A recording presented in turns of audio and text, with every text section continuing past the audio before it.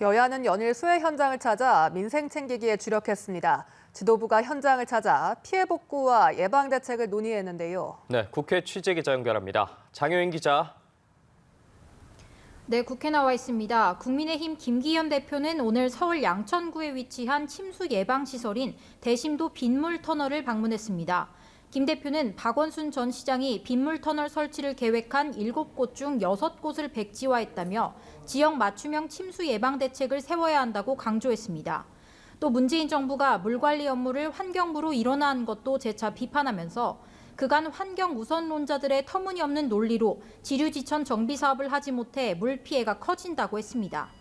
민주당 이재명 대표는 폭우로 큰 인명피해가 발생한 경북을 찾아 현장 최고위원회를 열고 예천군의 산사태 피해 현장을 방문해 주민들의 목소리를 들었습니다. 이 대표는 기후위기가 현실로 다가온 상황에서 장기적으로 방제시설의 투자를 늘리고 충분한 지원과 보상이 가능하도록 제도를 정비해야 한다고 밝혔습니다.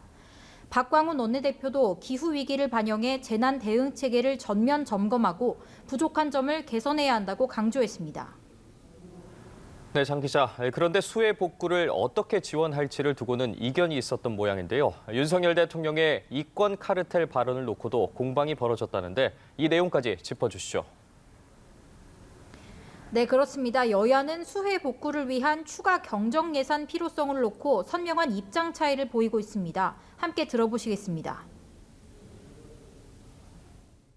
전국적으로 발생한 수해 복구와 특히나 어려운 민생 경제 회복을 위해서 이제 다시 추경을 해야 한다는 말씀을 드립니다. 국가적 재난사태에 걸맞는 특단의 대응을 정부 여당에 간곡히 호소합니다.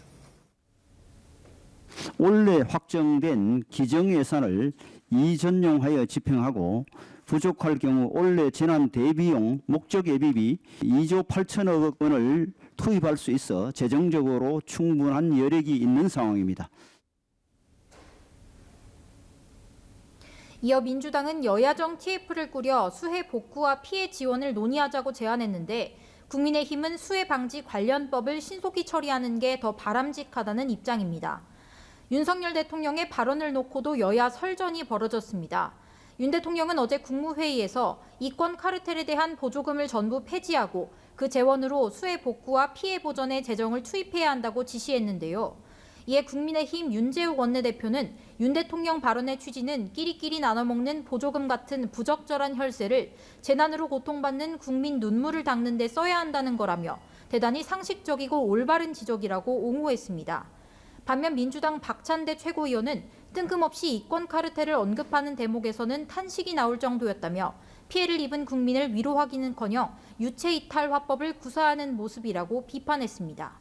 지금까지 국회에서 연합뉴스TV 장효인입니다.